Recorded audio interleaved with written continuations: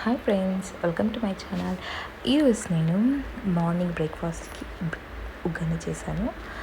ఉగ్గాని అంటే నేను నార్మల్గా ఉగ్గాని తినేస్తాను అనమాట. కానీ మా ఆయనకు మాత్రం ఖచ్చితంగా బజ్జీ అనేది ఉండాలి. అది మిరపకాయ బజ్జీ అనమాట. సో అడగడలేదు, మా అత్తయ్య మాత్రం రెసిపీ స్టార్ట్ చేసేసింది.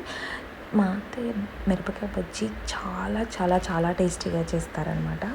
సో నేనైతే పెద్ద ఫ్యాన్ని. నార్మల్గా నేను బజ్జీలు ఎక్కువ తినను, బట్ మా అత్తయ్య చేసే బజ్జీలు మాత్రం మామూలుగా ఉండవు అనమాట. చాలా టేస్టీగా ఉంటాయి. అదేంటో నేను ఎన్నిసార్లు ట్రై చేసినా మాత్రం ఆ టేస్ట్ మాత్రం రాలేదు. సో అందుకనే ఎప్పుడైనా కానీ మా ఇంట్లో మిరపకాయ బజ్జీ అంటే మా అత్తయ్య ప్రిపేర్ చేస్తారు.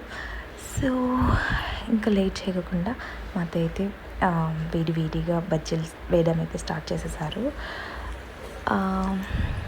మీరు కూడా ఉగ్గానీలోకి బజ్జీ ఖచ్చితంగా ఉండాలి, ఉంటే కమెంట్ చేయండి. మార్నింగ్ ఈరోజు మా ఆయనకి ఎందుకో స్వీట్ పొంగల్ తినాలనిపించిందంట. అందుకని ఆయనే ప్రిపేర్ చేసుకున్నాడు.